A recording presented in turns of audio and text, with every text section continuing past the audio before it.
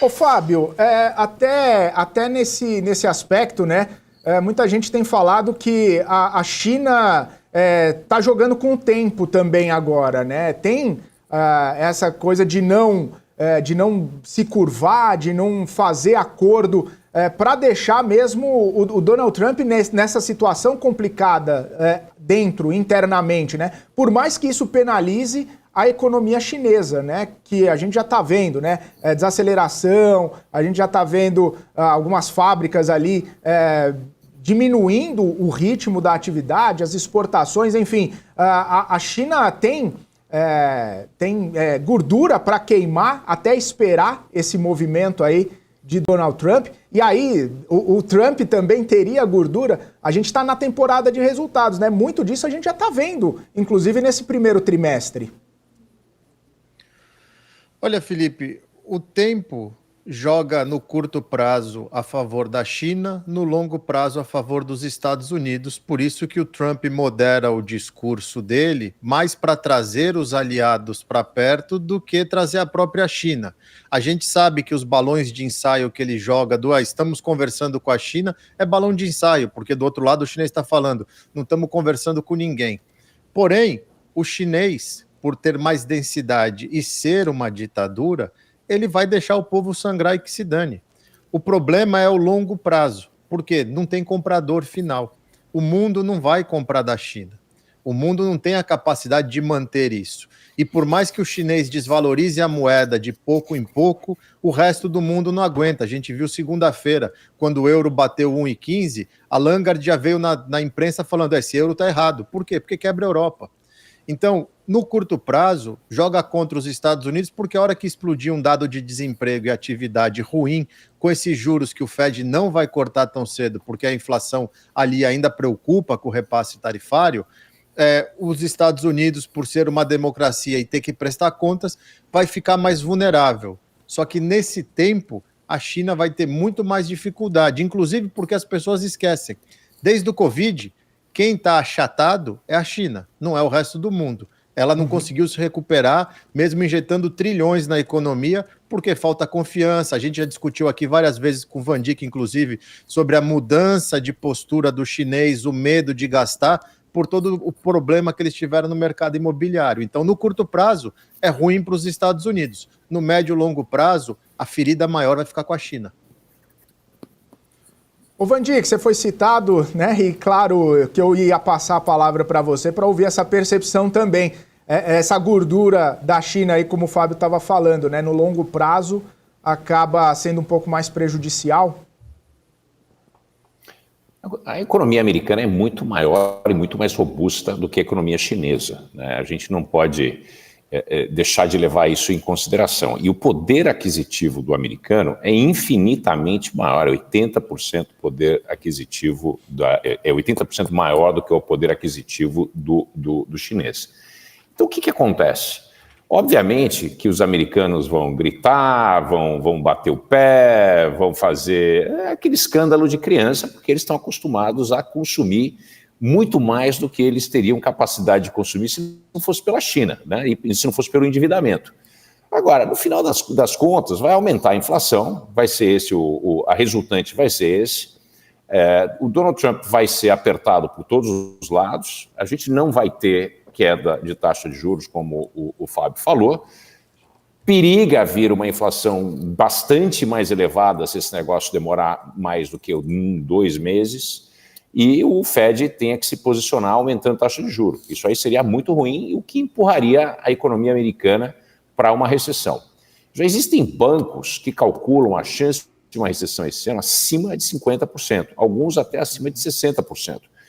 Eu sou do campo e eu disse isso algumas vezes na BMC News, ao vivo, ao lado de vocês, que eu acredito que nós teremos uma recessão tanto nos Estados Unidos como no Brasil, mais para o final desse ano.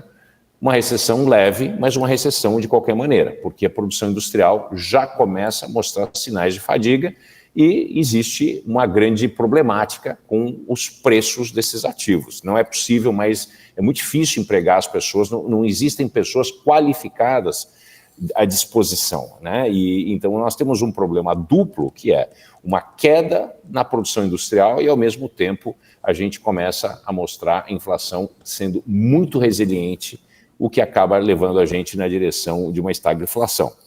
Esse é um ponto que eu levantei algumas vezes e continuo falando. Um dos maiores problemas dos Estados Unidos na atualidade é ter um problema de estagflação, uma recessão, mesmo que seja leve, mas uma recessão leve nos Estados Unidos, um país que 70% do PIB é consumo, né? Qualquer nível de recessão impacta demais a dinâmica econômica do país. Já a China está acostumada a não consumir. E depois daquela questão, por exemplo, pra vocês terem uma ideia, o PIB da China é 35% consumo. É talvez um dos menores do mundo de país assim, do mesmo tamanho. O Brasil tem mais de 50% de consumo. Quer dizer, a China é um país que é um poupador.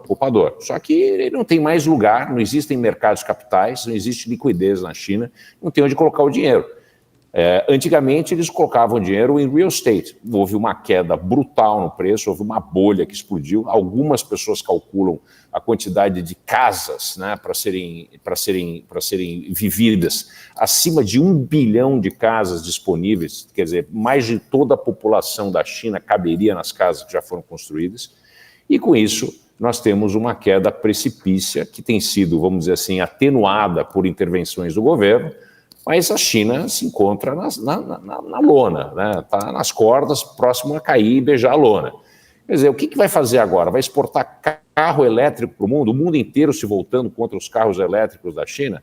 Aqui na Europa o pessoal já elevaram tarifa, no Brasil já se levou tarifa. Quer dizer, para quem que vai vender? Vai vender na África esses carros? Só se der de presente. Quer dizer, não é bem isso que a China quer. E o próprio consumo de automóveis e outros bens duráveis na China tem se mostrado completamente estagnado, isso há mais de um ano. Nós estamos falando de um ano onde não existe nenhum movimento para cima. A China ainda padece de um problema muito sério, que é a deflação, e nós temos um problema que é duplo, né? A deflação na taxa de inflação ao consumidor e também a deflação nos preços, que é na porta do produtor, né? Então, se você tem uma questão de queda contínua de preço, tanto na produção como no consumo, você acaba gerando uma situação que dificulta ainda mais o consumo, porque as pessoas têm uma expectativa racional que os preços vão cair e adiam o seu consumo. E, ao mesmo tempo, as empresas começam a, né, se desaverem das dívidas. Elas têm dívidas grandes, as empresas chinesas estão muito endividadas. Num momento como esse, taxa de juro muito baixo e com tendência de cair, existe uma renegociação, então você acaba tendo uma recessão de balanço, que é uma coisa muito típica de situações como essa, ainda que situações como essas são raras de se ver na economia como um todo. Então, o que eu vejo? Eu vejo uma China estagnada, né? Esse crescimento 5,4 que eles tiveram é absolutamente impossível de ter acontecido, não tem chance disso ter acontecido, né? É zero. A China cresceu 1%, cresceu muito, deve estar no 0 a 0. É essa que é a realidade da China. Se é que não está numa recessão. E os Estados Unidos continua crescendo, tem uma certa robustez, mas a gente já começa a ver os freios sendo acionados, investimentos sendo desfeitos. Hoje eu vi uma tabela, um gráfico de expectativas de CAPEX desde janeiro de 2025 até agora abril. Quer dizer, você tinha uma expectativa muito positiva, acima dos 60% de aumento de CAPEX. Hoje você tem uma perspectiva de aumento de CAPEX de menos de 20% e dominado por uma redução nessa avaliação.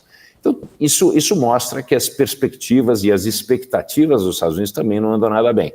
Se você tem Estados Unidos e você tem a China, ambos numa situação de colisão frontal e uma inépcia do ponto de vista de negociar uma estrutura que faça sentido para ambos os países, eu tenho muita pena do resto do mundo, que são meros mortais.